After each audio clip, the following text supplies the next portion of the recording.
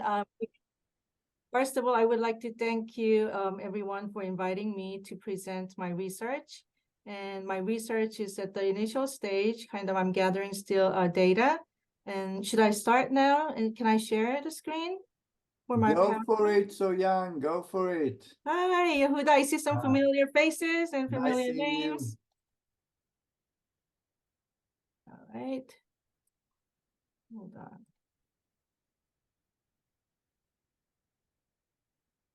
There you go. Can you all see the screen? Okay, so I teach in education at Gwen and Mercy University, which is near Philadelphia in US. And I'm also the director of Center for Teaching and Learning. And for my research, the topic is the correlation between the power of popular culture and second language acquisition, exploring the influence of K culture on the learning of Korean language in the US. All right, so first of all, just to go over the definition of popular culture, it refers to the perspectives that basically it's like mainstream of contemporary culture. And the heavy influence is on the mass media, movies, TV, music, and games, and many more. And So-Young, excuse me, do you want to make it on the presentation mode in order for us to see when you shift the... Oh, so can you? Yeah, oh, hold on. the presentation, the slides. Oh, okay, hold on.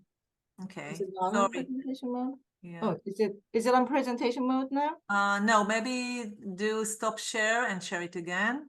Okay, hold on. Okay. From my end, it's the presentation mode. I don't know why. Yeah. Well, now it's shifted, but it's not. Okay. Can you try to change it again so we can see if it's moving when you speak? Is it? Do you see Yes. it? Yes. Do you see that? Yes, we do. But it's okay. We can manage like this if... Oh, is it smaller? Like, do you Yes. see the Can you... notes?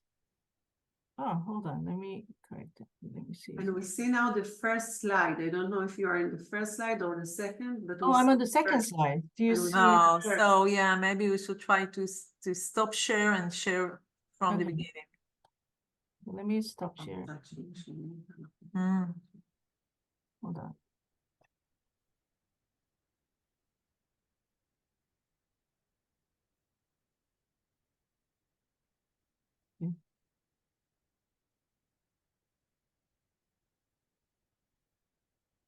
I don't know why it's in this mode. Hold on.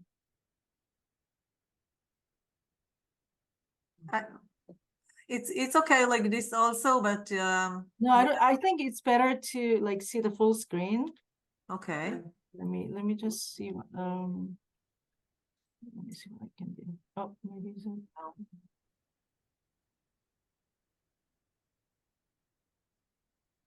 hold on, let me go back. Sorry. Like watch K-drama or listen to K-pop, or are you familiar with K-culture? I just want to hear from some of you if you are familiar with. I saw this horrible series, Korean series about something with the game and killing people. I don't know. Game. Probably Squid Game. Okay, so some of you, maybe a few, right? A few of you might be familiar with I that. know many K-pop groups, dancers and singers. Okay, so do you listen to some of the songs? Yeah, definitely. Okay, great. Okay, so that's maybe... my way of connecting with my daughter. Oh, so your daughter is into like K-pop? Yes, very much. Okay, great. So you'll probably feel very interested in this topic today when I'm presenting. So yeah, this is I also learn Korean right now. Oh, wow, that's great. So how do you learn? Like, do you learn through like online resources or? Yeah, the application. Duolingo? Yeah. Duolingo. Yeah, Yep. it's bad, but it...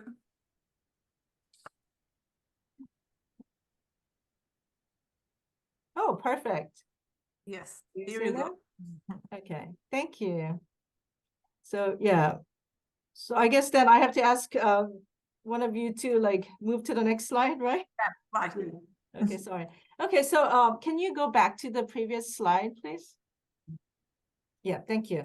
So it's determined by the interactions between people in their everyday activities. So it's basically like embedded in everyday life. So style of dress, you know, how you wear things, what languages you use, like slang, the greeting rituals, foods, and you know what people eat. All those are examples of popular culture. And it's informed by obviously the mass media.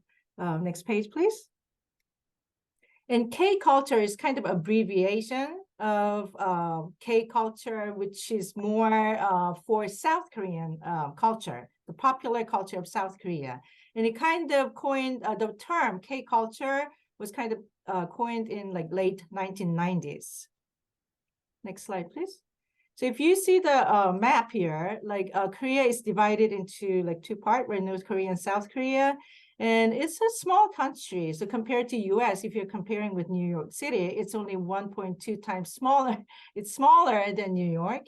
And it's a very small country. And when we're talking about K culture, it's basically the South Korean culture.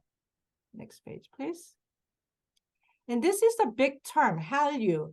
Hallyu means it's the culture phenomenon known as Korean wave. So if you translate the term Hallyu, that means Korean wave. And it signifies the global popularity of the South Korean culture. And as I mentioned to you, it kind of originated, that term Hallyu and K culture was originated in like mid-late 1990s. But at that time, you know, the internet wasn't that like how we use today, right? It was very different. So even though like even the Korean government was also involved in working to spread the South Korean's culture and the influence through music and media, there were some limitations too. However, if you see today's world, we're living in a very digitally globalized world, right? So we are best friend with internet. So we can't really survive without internet and all this mass media. So like through the SNS platforms and digital entertainment channels, such as like Netflix or YouTube, we have plenty of ways to access the culture from different countries, including the K culture. So those online media has definitely accelerated the spread of K culture compared to the 1990s. And Hallyu, as you can see, there's a big influence of Korean artists and directors. So some of you might know like some of these groups like Psy.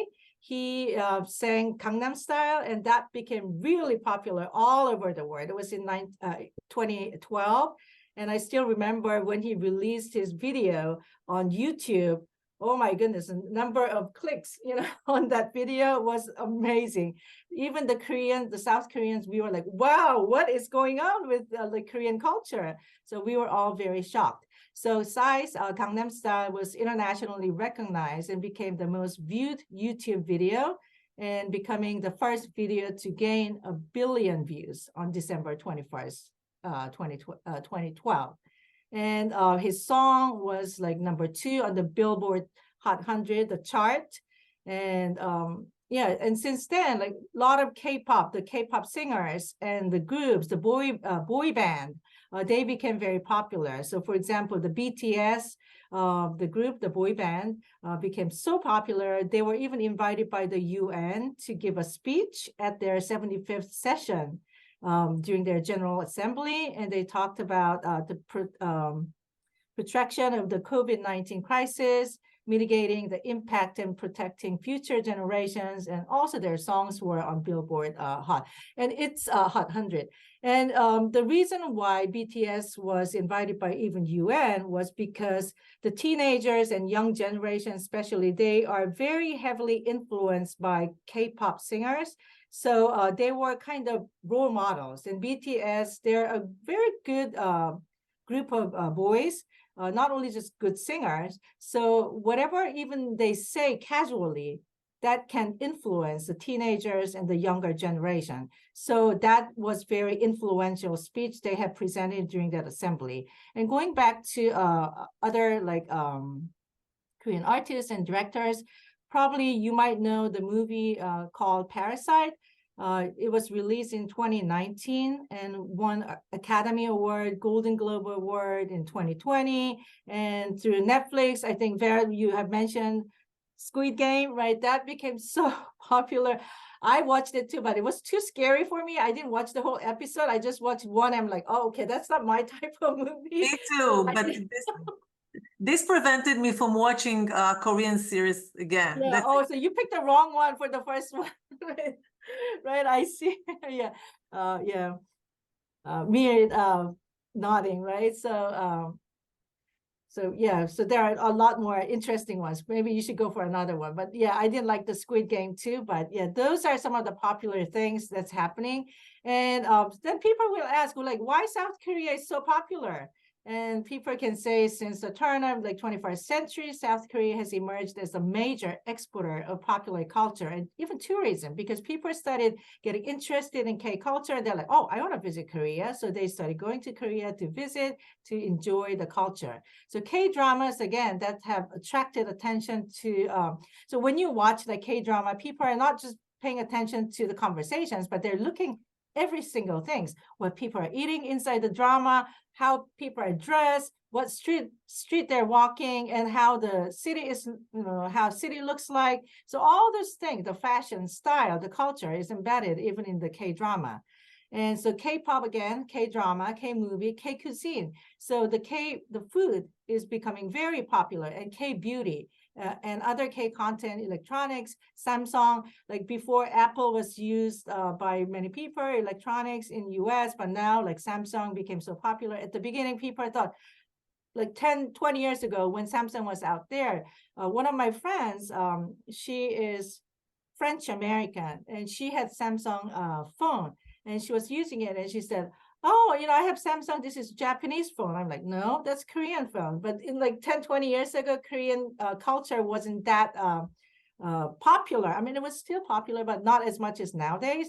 So she thought like it was a Japanese company. And I'm like, no. And she said, yes, it is. And I'm like, I'm from Korea, and I know Samsung is a Korean company. But now if you ask people in US about Samsung company, everybody knows it's a Korean company.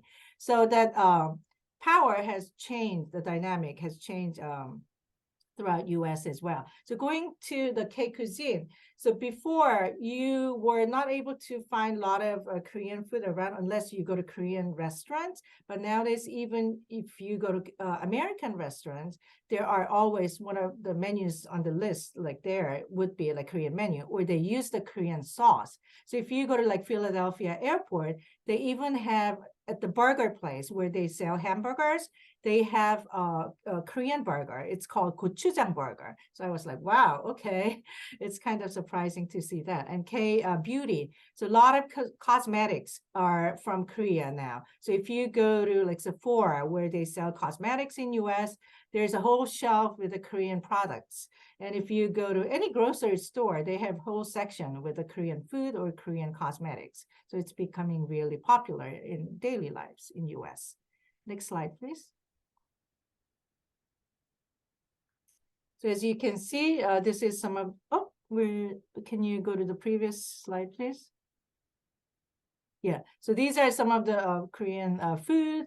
So there are Korean ribs, bulgogi, galbi, kimchi, and bibimbap. These are like very popular Korean dish with little like rice cakes in the bowl.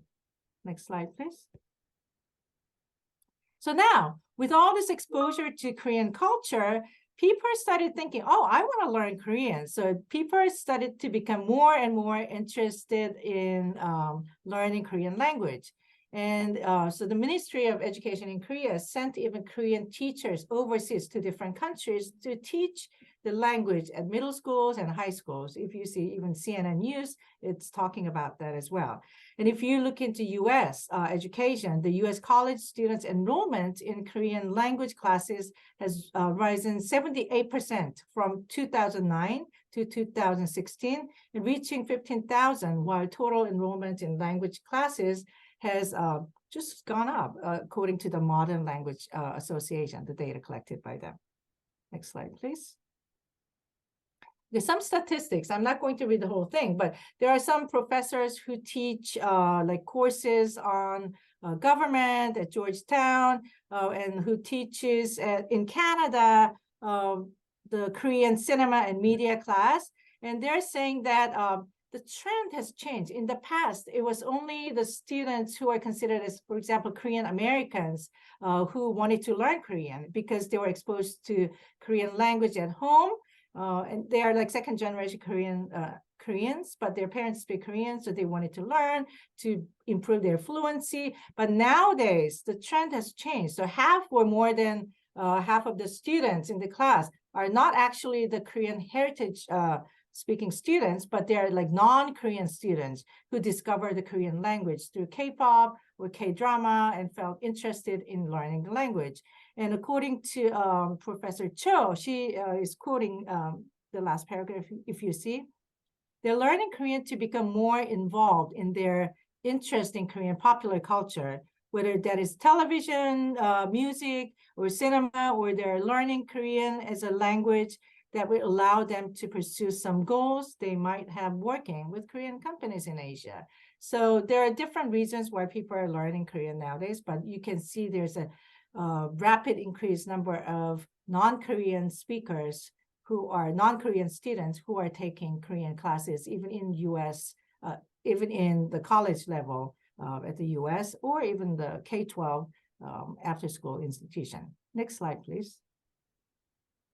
So according to Ruiz, he talks about the historical development of 3 different orientations toward language. So in the past, when you see language, and if you see in US, people who speak other language than English in 1950s and 60s, they saw them as having handicap. So it was considered as a language as a handicap. Oh, you don't speak English, you speak different language, okay, you have a handicap. Whereas in 1970s, it was considered as language as a right. People started fighting for the right. They're like, oh, that's not fair. We're being mistreated because we speak different language. So they were fighting for it, and there was a Bilingual Education Act, and all these things came in 1970s.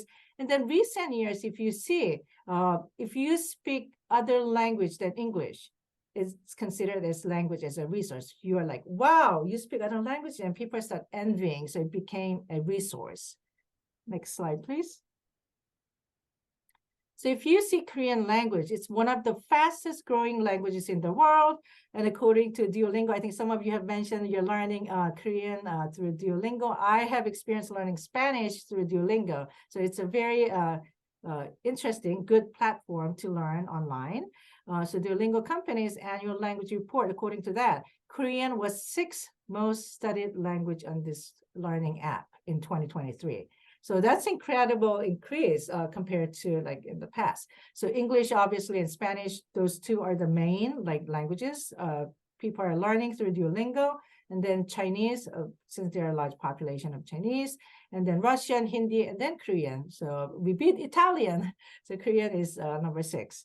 And Oxford English Dictionary even added more than 20 words of Korean origin in 2021. So some of the Korean vocabulary words are being added into English dictionary. So there's a rise of language classes as well. So again, as you know, Duolingo is a free mobile app to learn foreign languages. There are more than like 40 different languages, and it's used internationally, 500 million users. And so people are learning different languages through this app. And again, yeah, as I mentioned, in 2023, Korean jumps in global ranking number 6 over to the Italian. Next page, please.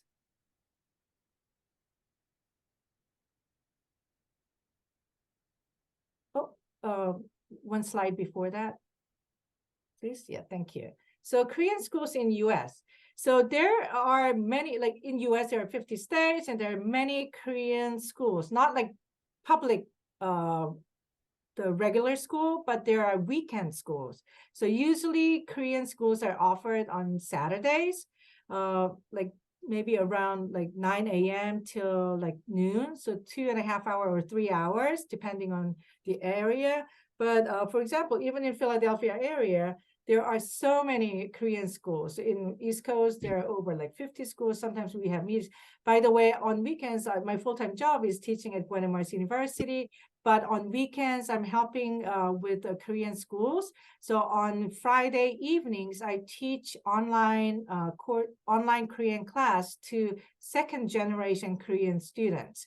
So they are middle school and high school students in US.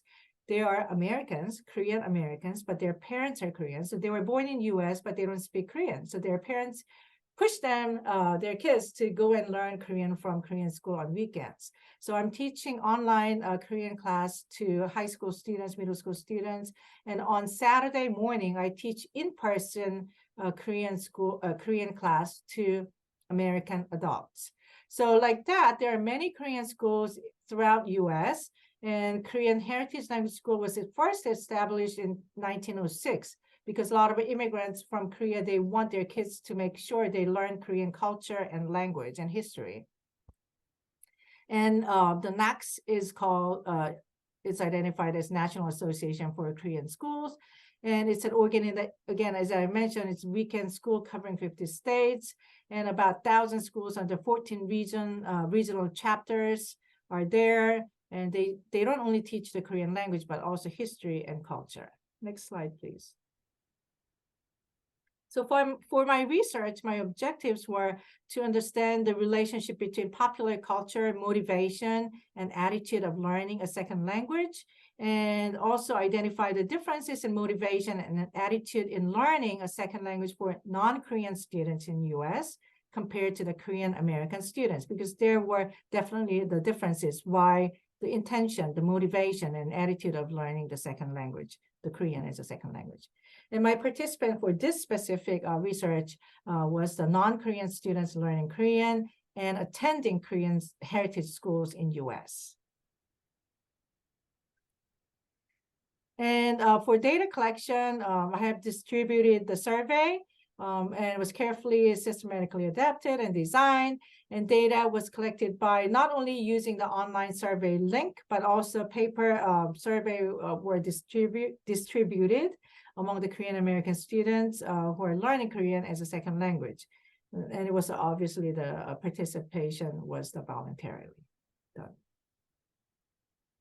Next slide, please. Yeah.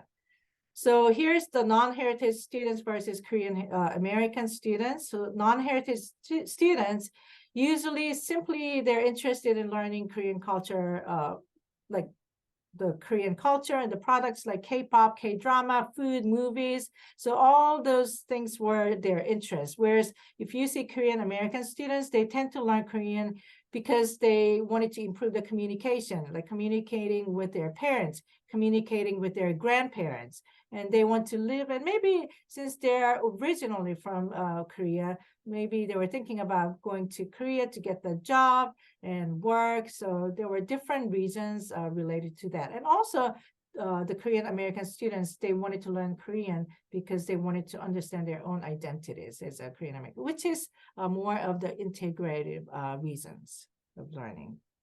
Next slide, Chris. So there's a definitely intimate relationship between language and identity. Language is tied deeply into identity if you're especially looking into Korean American students. And when you speak a language, you participate in its culture if you're like non-even Korean students.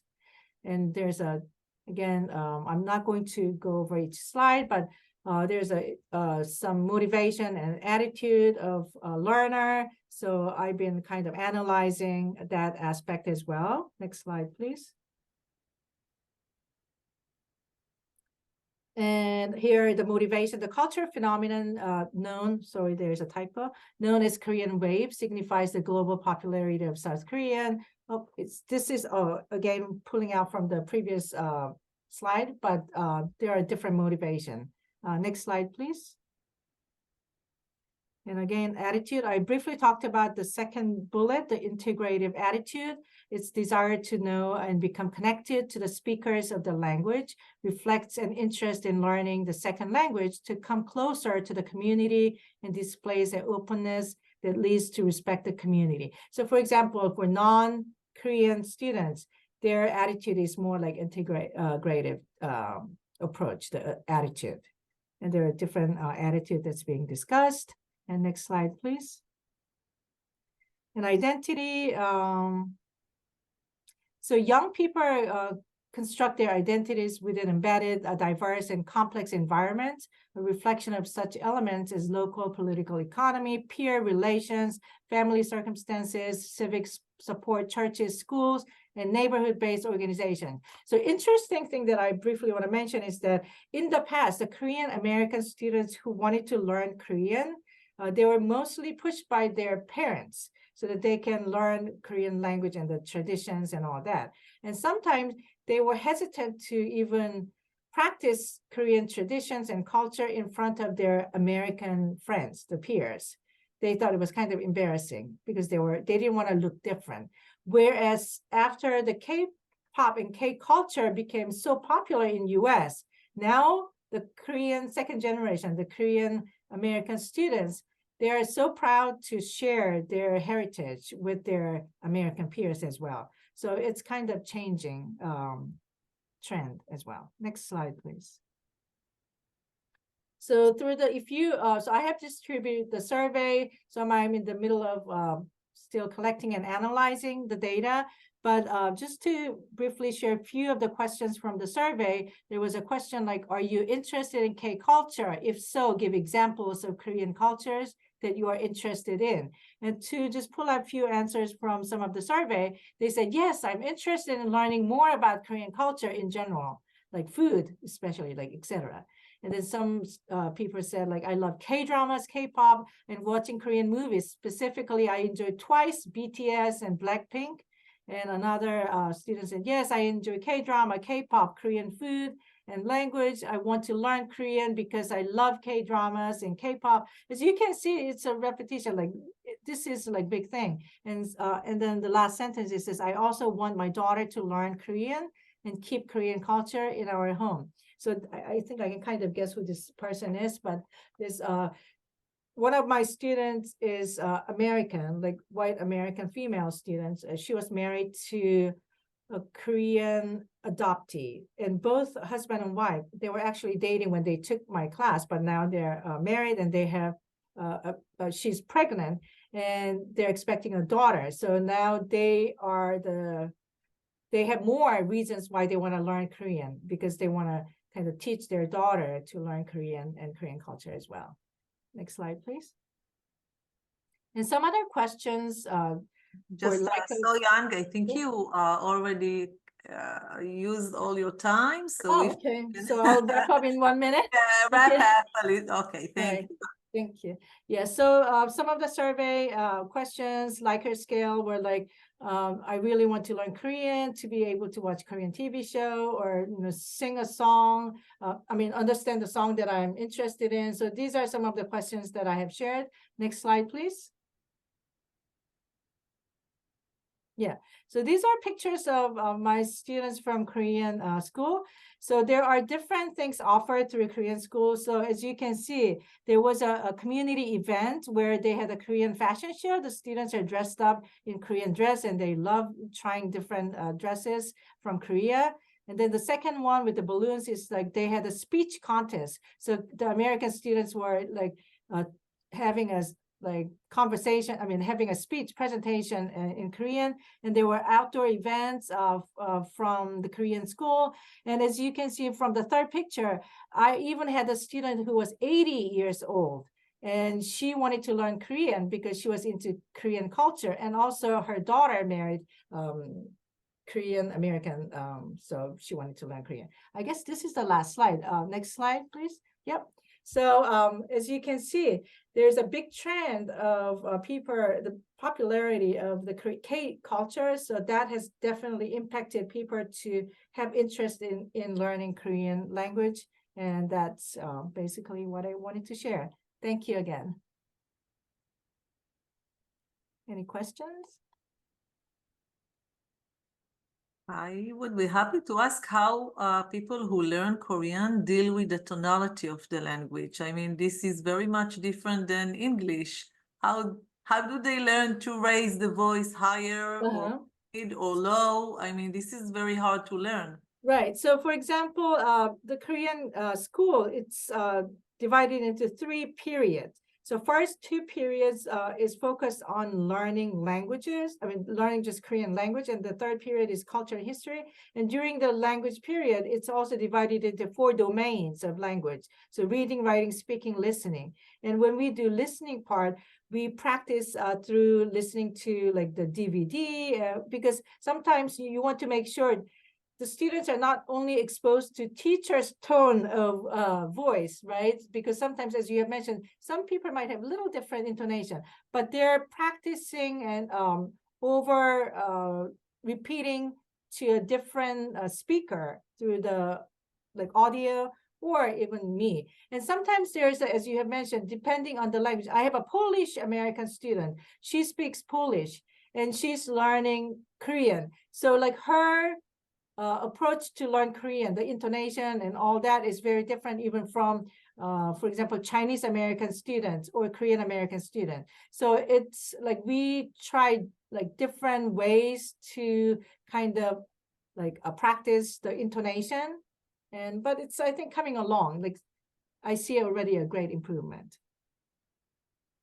Soyoung, as I can personally attest, there's a difference between motivation to learn a language, Korean, for example, and the success in learning it. Do you think that there will be a difference between the 2 groups that you mentioned regarding their success in learning? The Korean, I mean, yeah. So for example, the Korean American students who were born in US were pushed by their parents to learn. So, I'm teaching already like 2 different groups of students, right? So it is kind of interesting to see the motivation part, because since the high school students or middle school students are pushed by their parents, they are not motivated. Their initial motivation is not coming from themselves, but it's from their parents. So they are not as much interested in learning the language. Whereas the American adults who are coming in person on Saturday morning after, working full-time Monday through Friday, they're getting up early again, another like day on weekend where they could sleep in. They are highly motivated in learning. So I see like they want to learn even one more thing before they leave the classroom on Saturday morning. So they're like constantly asking questions. So I can kind of see, it is interesting that the motivation so far is pretty visible. However, I see a little bit of trend changes, because for second generation, the students, they are very tired even from their public school homework and exams, right? Monday through Friday, they go to American schools, so they have a lot of work. So they're already very exhausted on Friday evening. So that probably are making less, for them to get less motivated in learning, especially on Zoom. But the trend has changed because they are starting to talk about, for example, K-drama. They're like, oh, we call the teacher by the title, not by the name, but teacher, I have watched this K-drama with my mom. Have you watched it? And I'm like, oh no, I haven't. What is it called? And they're like, oh, it's called the let's say, what is it? Squid Game.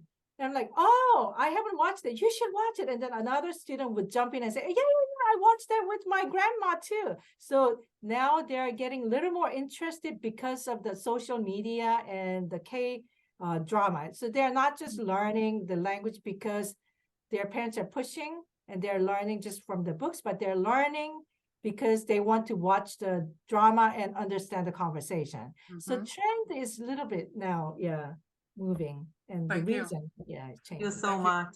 Yeah, thank you. So